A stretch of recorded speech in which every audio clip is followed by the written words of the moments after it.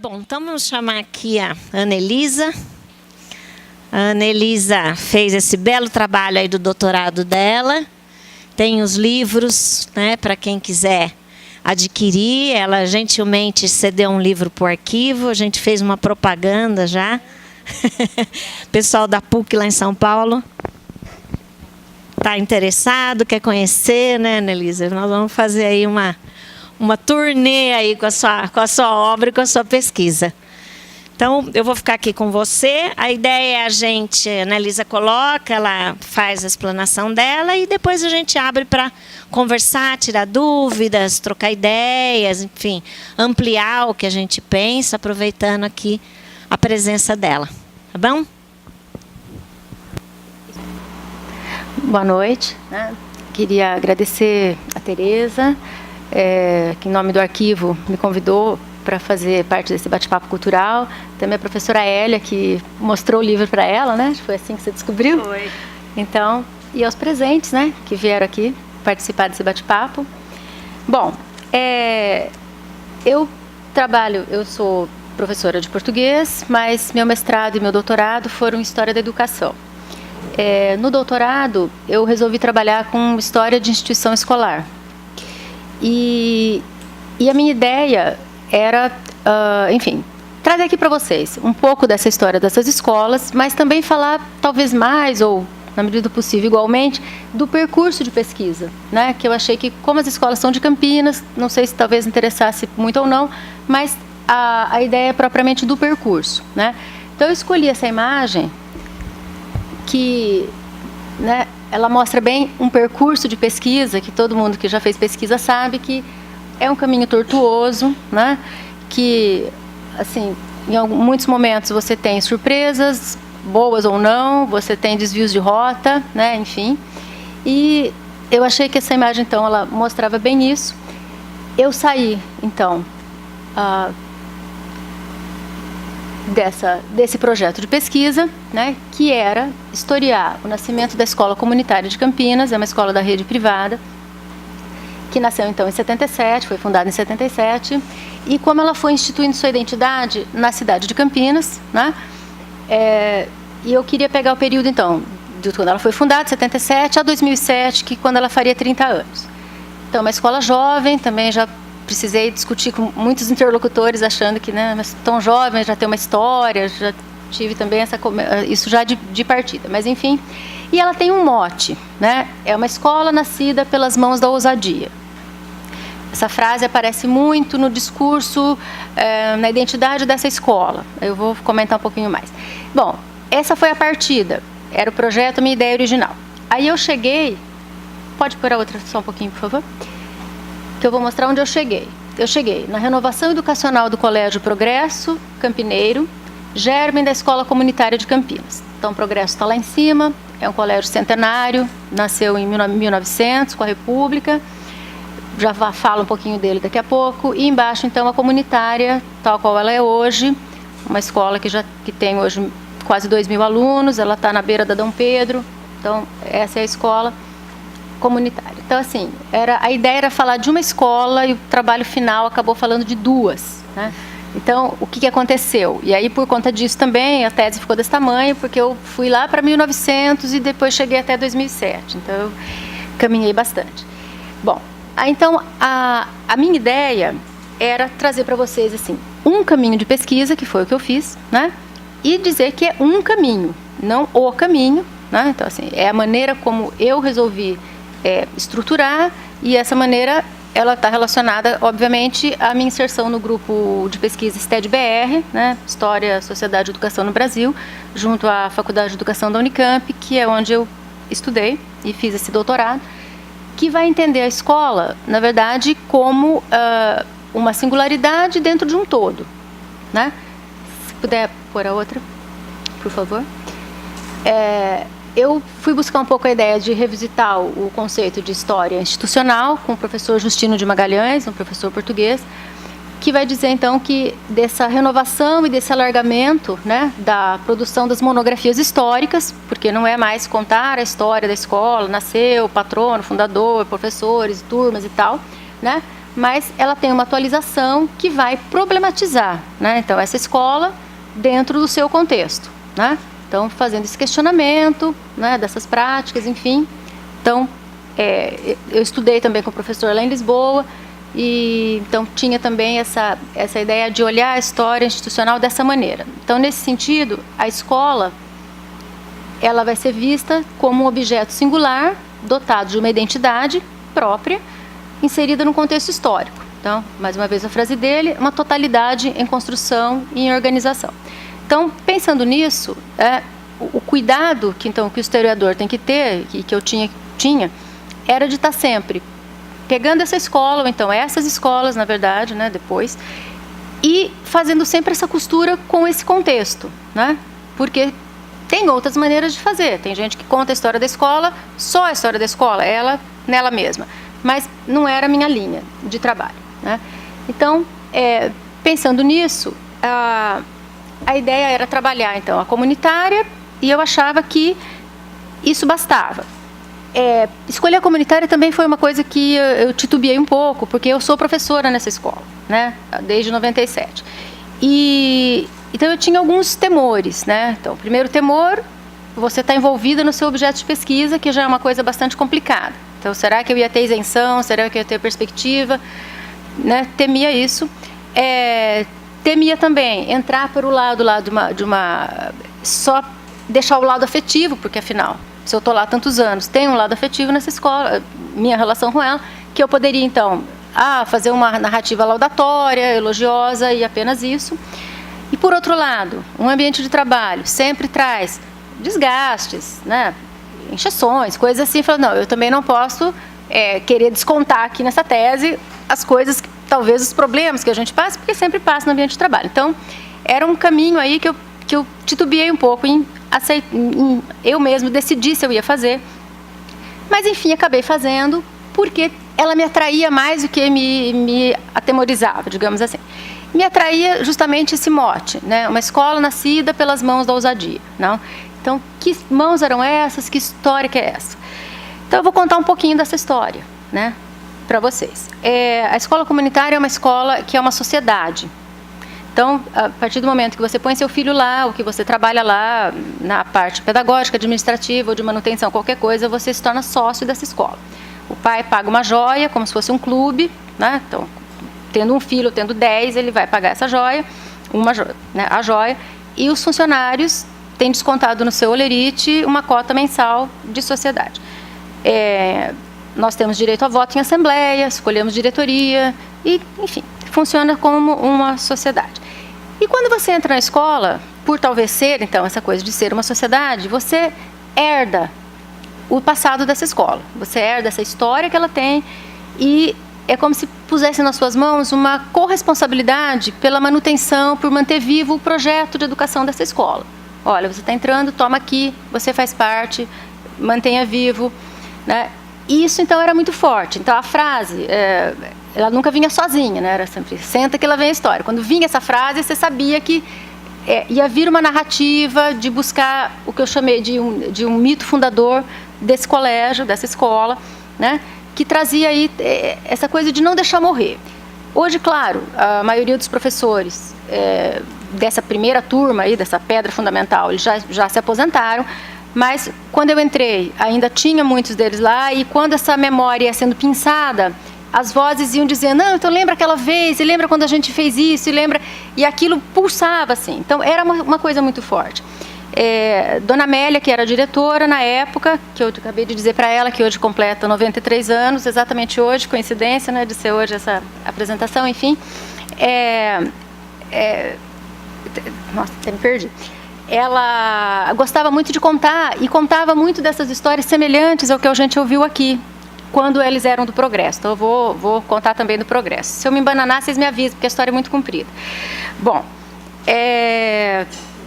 então, quando você herda essa história e precisa saber que ela teve esse passado, a sua responsabilidade nisso, eu olhava aquilo e dizia, bom, essa história precisa ser contada, né? Então, eu vou contar, porque eu já estou aqui dentro, já estou fazendo um doutorado nessa área, então eu vou contar essa história, né? E comecei, então, a contar, e quando a trabalhar com isso. E essa história de dizer nascida pelas mãos da ousadia, tinha uma história de dizer lá, essa escola nasceu da crise do Colégio Progresso. Então, isso eu sabia. E eu sabia isso e ponto. Então, como eu não sou de lá, em 77 eu ainda estava aqui em Rio Claro, eu não sabia nada dessa crise.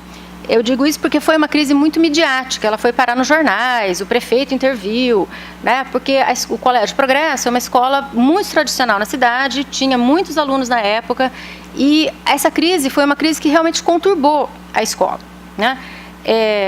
Uma crise, o resultado dessa crise, eu já vou falar daqui a pouco, mas mexeu com as estruturas realmente dessa escola. Então, essas pessoas fizeram, eu sabia então que eu precisava partir da crise. Acho que já estou me perdendo.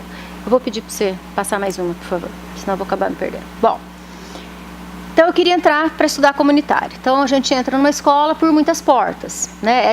Essa comunitária em 85, quando já estava aí acabando de... Alguns prédios já estavam prontos, né? E... Pode dar um... Aí, então, eu tinha uma pergunta. Por que criar uma escola quando tantos de perfil semelhante existiam na cidade? Eu digo, criar uma escola porque essas mãos ousadas, né, que essa escola nasceu dessas mãos ousadas, pertencem a um grupo de pais e professores, todos dissidentes do Colégio Progresso, né? E eu vou dizer, então, dissidentes porque realmente eles saíram de lá numa situação extrema de briga, né? Porque essa crise... entre mantenedora e equipe pedagógica, chegou num ponto que não havia mais para onde ir. Então, a diretora, que é a dona Amélia, pediu a demissão e 45 professores de uma equipe de 50 e poucos saíram com ela. Isso era outubro, né? Então, esses pais ficam desesperados, o que vai ser desse projeto, que vinha acontecendo já há muitos anos, com sucesso, o que vão ser desses alunos, a escola não tem mais professores, a escola está acéfala, e alguns desses pais, então a história é que um terço ficou na escola e esperou para ver o que dava no Progresso, um terço se dispersou pela cidade e um terço resolveu se aventurar a fazer uma escola onde o projeto que foi abortado ali continuasse acontecendo, né? Então essas são as mãos da ousadia que criaram essa escola. Profissionais liberais, alguns professores universitários, mas ninguém sabia fazer uma escola. Então foi ali, aprender o caminho das pedras, a toque de caixa, porque isso acontece, então, em outubro, e em fevereiro de 78 essa escola já está aberta e funcionando numa casa alugada, perto de uma igreja, na Ponte Preta, de uma maneira bastante precária, digamos assim, mas com muito ânimo, né? Porque, então, era o nosso projeto, não, deles, nosso, meu agora também, o projeto, vamos fazer vingar esse projeto. Tá. Que projeto era esse? Era um projeto de renovação educacional que aconteceu no Colégio Progresso, que foi o quê? Dona Amélia, professora lá já há algum tempo, sempre se incomodou com aulas, todo mundo sentado assim, então vamos fazer grupos, vamos fazer círculos, o aluno muito sem perguntar nada, o aluno precisa perguntar, então ela tinha nela esse espírito, né? E pedia, então, que na aula dela os alunos fizessem aquilo. Quando ela vira diretora, ela começa devagarinho a querer implantar isso na escola. Será que algum professor quer fazer isso também? Então, um aderia, outro, uma coisa de leve. Até que uma amiga comum vai dizer para ela, olha, Amélia, isso que você está fazendo aqui no Progresso, uma amiga minha, Maria Nilde, está fazendo lá em Socorro, no Instituto Narciso Peroni, que eram as classes experimentais, né? Ela está fazendo lá, então isso aí, estou em 50 e pouco já, 59, por aí. E botou as duas em contato. E desse contato, então, elas foram conversando e Dona Amélia foi vendo que, olha, então eu não estou sozinha, eu estou certa, não é só uma coisa da minha cabeça, isso aqui vai funcionar. E foi tentando aos poucos. Quando Maria Nilde vai para o SEV, para São Paulo, para tomar conta dos vocacionais, então, em 62, em Americana tem o vocacional de lá e Dona Amélia, então, começa a discutir e trabalhar junto com Áurea Sigrist, que era a orientadora de lá. Então, eles iam para a Americana fazer essas reuniões, aprendiam um pouco, traziam as experiências do Progresso e começaram a implantar no Progresso. E isso foi. Então, foi chamado lá esse projeto de renovação. Como Campinas não teve um vocacional, a mantenedora adorou essa ideia, né? Então, ia para o jornal. Campinas também tem um vocacional. O Colégio Progresso é o vocacional de Campinas. Então, isso é a escola que sempre progresso, sempre teve visibilidade na mídia, continuou, então, ganhando essa visibilidade, e agora é uma escola que se moderniza, então isso estava tudo muito bom. Porém, não é uma questão, quando ela vai seguir, então, os planos, né, os planos pedagógicos, administrativos e tal, do ensino vocacional, existem mudanças em muitas áreas, não é apenas mudar a sala de aula, né? Você vai mudar a maneira eu vou chamar de gestão, mas não era gestão, a administração. A administração precisa ser mais dialogada, né? Dona Amélia abriu o colégio, levava as meninas, porque daí, bom, eu tive que ir mais para trás. Esse colégio, o que era esse colégio? Que ele nasceu em 1900, um colégio laico. Mas logo em 1902 chegou uma diretora que foi imprimindo no colégio um perfil muito religioso, Dona Emília de Paiva Meira. E em 1907 ela compra esse colégio. E aí sim, então, que o colégio vai virar, ele não era um colégio confessional, mas parecia um colégio confessional.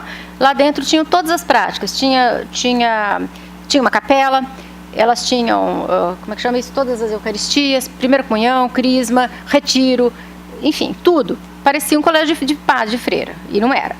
Então, essa escola, e quando Dona Emília vai ficando mais velha, ela morreu em 37, ela, em 28, resolve que, bom, quem vai cuidar? Ela era solteira, morava na escola, as professoras que iam trabalhar lá ficavam internas, moravam na escola, né? Então, a Dona Amélia até brincava e dizia assim, às vezes me perguntam, Amélia, você não conhece essa música? É do seu tempo. Ela fala, mas no meu tempo eu vivi internada naquele colégio, eu não conheço música nenhuma, porque era normas militares ali dentro, né? Então, as meninas, 7h30, essa turma sobe para dormir, a outra desce para o refeitório, a outra desce, sempre uma professora destacada para tomar conta, não pode conversar no corredor, não pode ter chacrinha no quarto. Então, era uma coisa, né, bem assim. Então, era uma escola que, quando Dona Emília vai ficando mais velha, ela diz, quem vai tomar conta disso? Eu vou fazer uma sociedade aqui de senhoras solteiras, que já estão aqui na escola, que vão, então, tomar conta dessa escola. A escola é delas, elas vão tomar conta da escola, e se, por algum motivo, isso não funcionar, ela vai passar para a mão dos padres salesianos. Esse é o testamento dela. E essas senhoras ficaram. Então, isso já em 28, 30 e pouco, não sei o quê, então lá em 50 e pouco já, Dona Amélia mudando essa escola, e essa mantenedora das que sobreviveram, eram essas mulheres ainda que tomavam conta. Então, um colégio que vivia com as meninas cercadas nesse muro, né, todo mundo tomando conta, então tem cartas de Dona Emília, trocando cartas com as mães, tipo, a gente está arranjando um bom partido para fulaninha, então vamos ver se dá certo, e ela ajudava a fazer a cabeça da menina, algumas ela conseguiu mandar para o convento, então ela tinha essa relação forte aí com a família e de proteção dessas meninas, né? Outra época também, então tudo isso vendo em que momento isso estava acontecendo. Enfim, Dona Amélia, então, começa a mexer nisso e é aquilo que Ednete foi dizer, quer dizer, é um aluno que vai questionar, é um aluno que tem que conhecer seu entorno. Então, ela saía com essas meninas, por exemplo, vocês querem participar da JEC? Vamos às reuniões. Ela ia junto. E lá ela dizia, olha, lá elas tinham que, uma falava, outra falava, daí voltavam para a escola, elas tinham que passar para as outras que não foram, né? Então, elas tinham toda uma vivência, vamos conhecendo o entorno. E isso estava indo, né? 62 ela consegue realmente fazer essa renovação aí, iniciar, e a coisa vai indo, mas aí em 64 o golpe, essa escola começa a ficar visada de um jeito que ela não estava acostumada, porque antes era só maravilhas a falar dessa escola, e a escola começa a ficar visada de outro modo, porque Dona Amélia por exemplo, vinham os moços do Culto à Ciência, o outro colégio lá, Dona Amélia, será que a gente pode fazer uma reunião aí na sua escola? Aqui na nossa não dá. Pode. E ela dizia, mas eu não perguntava, sabe? Eu marcava e depois eu avisava, porque se eu fosse perguntar, não iam deixar, então eu marcava. E a polícia baixou lá muitas vezes, né? Muitas vezes, então ela dizia, não, a polícia baixava, então baixou tantas vezes que tinha um guarda que falava pra gente, olha, então a gente vai entrar, eu vou fazer um caminho diferente, você faz eles fugirem pelo fundo. Tinha uns guardas que eram chapa dela.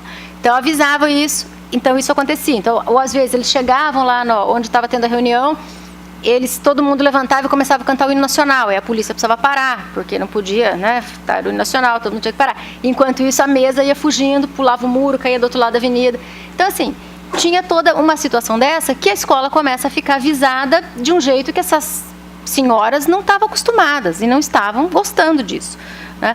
Então, por isso começa uma pressão, né, para que Dona Amélia deixe a direção da escola. E quando ela aposenta, eles falam, é agora, né? Então, para o próximo ano, Dona Amélia, vamos fazer uma lista tríplice, vamos pôr a Dona Amélia nessa lista, e aí a gente vai ver. E os professores começaram a perceber que isso, na verdade, era uma forma de desarticulá-los. Ela não ia ser reeleita diretora, digamos assim. Então, assembleias, porque uma das coisas também dessa escola renovada era trazer os pais para dentro da escola. Então, a PM era muito forte, havia muita participação de pais. E, de repente, agora, uma mantenedora que endureceu e não queria mais conversar, eles não aceitaram, né? Então, reunião em cima de reunião e aquilo não resolvia nunca. Dona Amélia pediu demissão, achou por bem que isso aqui não vai para lugar nenhum, as crianças estão sofrendo, a escola tá uma bagunça, então eu vou pedir demissão. E esses professores, percebendo essa jogada da mantenedora, saíram com ela, né? Bom, então, acho que pode até mudar. Eu tinha essas perguntas, eu precisava contar isso para dizer, bom, então eles resolveram fazer uma escola. Então eu queria saber, então, a que público essa escola se destinava, porque afinal ela vai com esses pais, mas essa escola vai ter uma vida para além disso, né? Qual era o seu projeto de educação?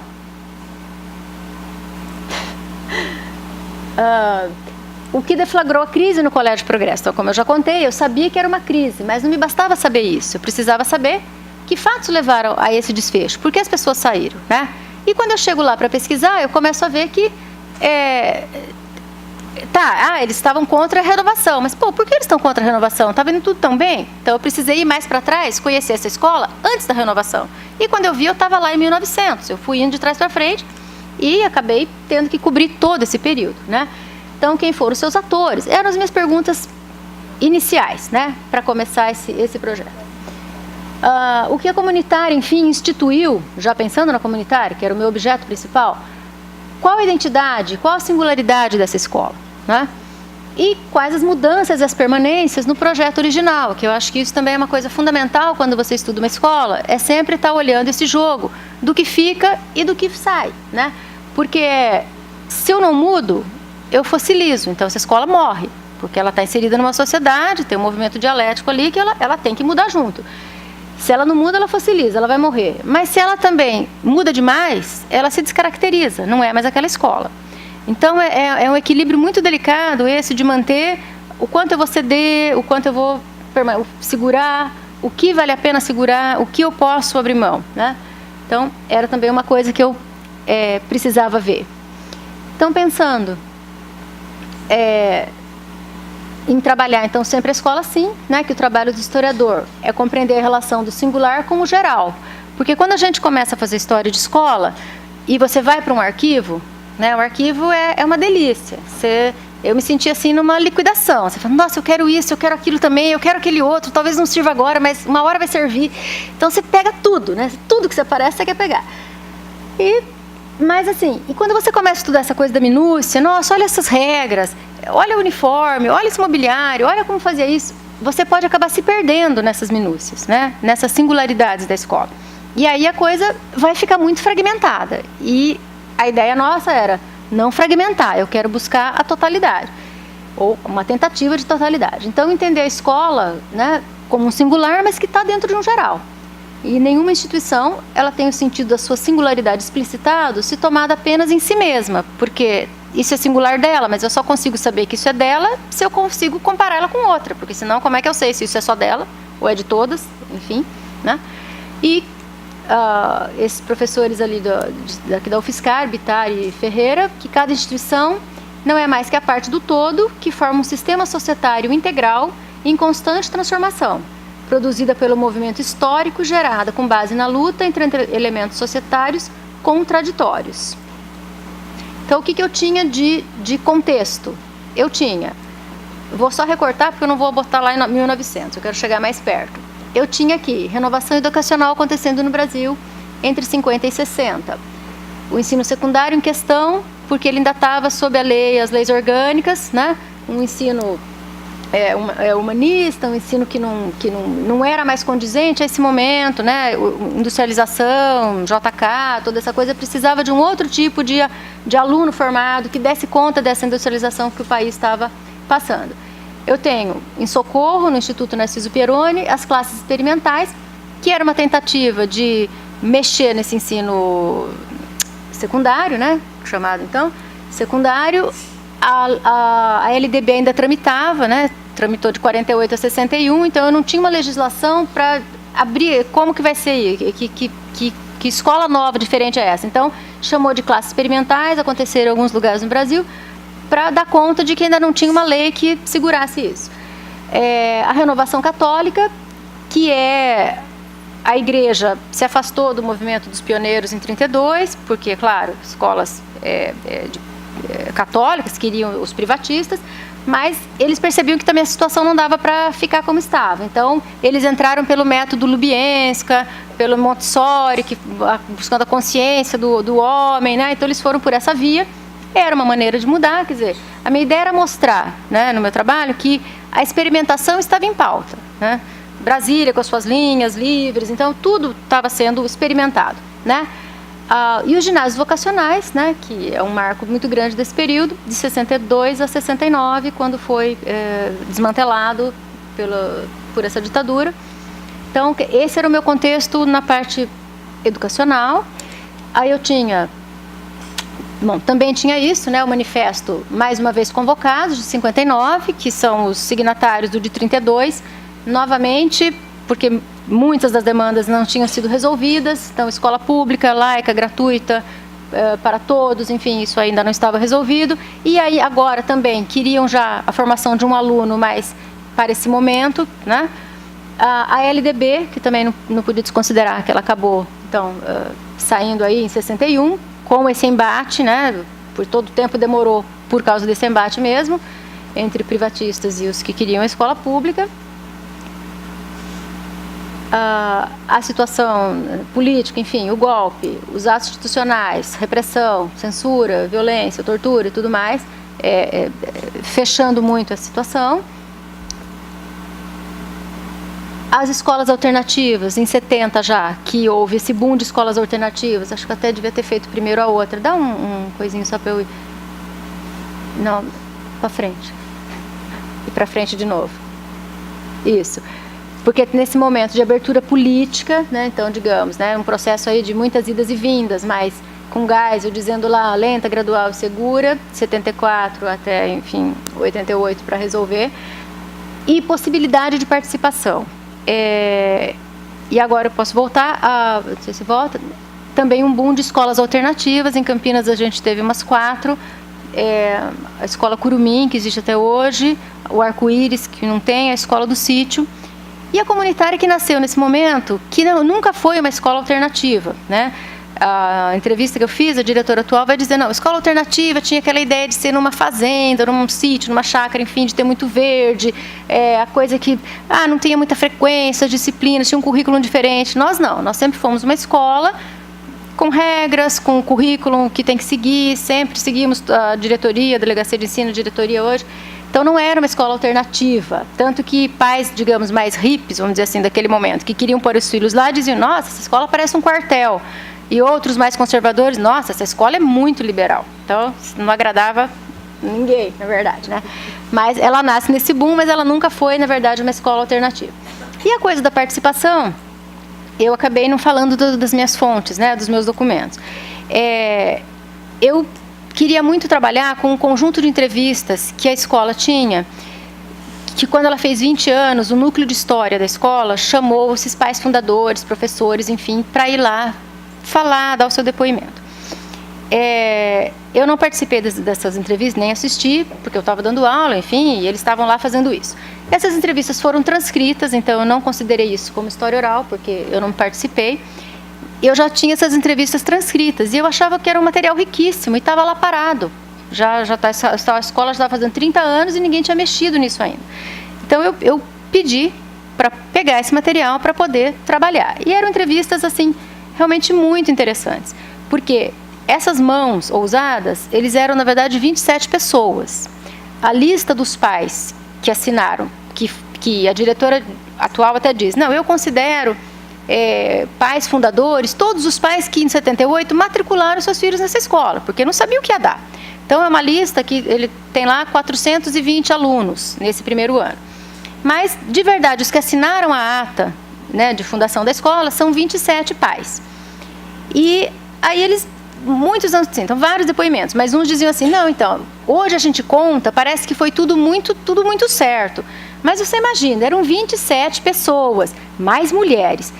Ai, dava tanta briga, né? O mais mulheres era bom, mais mulheres, dava tanta briga, porque vai virando uma família, e a gente se encontrava muito, porque tinha que resolver aquilo tudo muito depressa. Então, tinha advogados, tinha promotores, então conseguiram, assim, em Brasília, foram lá, resolveram, conseguiram esses papéis, o alvará de funcionamento, tudo mais, para ela funcionar. Outros cuidavam da matrícula, o dentista abriu uma sala lá no consultório dele para fazer matrícula. Um pai conseguiu pedir lá, e um caixa do Banco Sul-América abriu uma caixa dentro desse lugar, desse consultório, para o pai fazer já o pagamento lá. Quem não tinha o dinheiro na hora, um vendeu o Fusca, o outro ficou sem férias, e quem não tinha ajudou. Artistas da cidade fizeram quadros e fizeram uma exposição. Então, assim, foi surgindo o que deu, alugaram aquela tal daquela casa, pintaram eles mesmos, limparam, puseram vasinho e foram funcionar essa escola. Então, nossa, me perdi, porque eu comecei a falar disso? Me perdi disso agora. Enfim. Como é que formou a curso alternativo? Curso alternativo, bom, então, enfim. A escola, ela vai se formando assim. Eu estava falando das minhas fontes, tá? Então, eu tinha essas entrevistas, que eu não considerei história oral porque elas estavam transcritas. Eu fiz apenas 2 entrevistas. 2 com Dona Amélia, porque eu queria tirar algumas dúvidas. A primeira até que foi melhor, a segunda, ela já estava muito senil, já não estava mais conseguindo. Eu perguntava assim, tá, e daqui para frente? Ela dizia, não, então daqui para frente, então vai dar tudo certo, mas quer que eu conte daquela vez? Então ela já tinha uma história editada, né, na cabeça dela, que ela queria contar e recontar aquela história. Então aí a segunda entrevista já quase não me adiantou de nada, e fiz uma entrevista com a diretora atual, né, para, enfim, finalizar algumas coisas. Então, esse material, todos os materiais institucionais, os documentos institucionais das 2 escolas, né? Do Progresso, eu trabalhei com uma coisa que eles tinham muito lá, que eram as circulares. Elas se movimentavam muito para a paz, né? E para dentro da escola, então eu trabalhei muito com as circulares.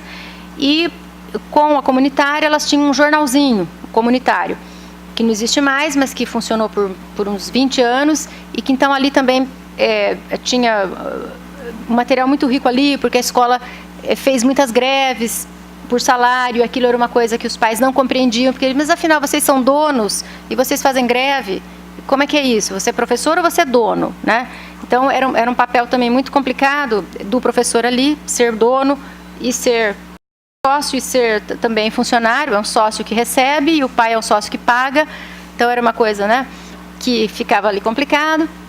Então, os jornaizinhos trouxeram muita coisa para mim sobre essa questão das greves. Que mais? Então, acho que foram esses, assim, as minhas fontes, os meus materiais.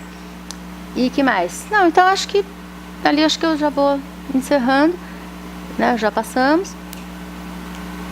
Não, da possibilidade de participação que eu ia falar, né? Só um pouquinho. Que os pais vão dizer o seguinte, né? Que era fazer essa escola para o filho dele, mas eles sentiam muito que era fazer alguma coisa pela educação do país. Vários disseram isso, né?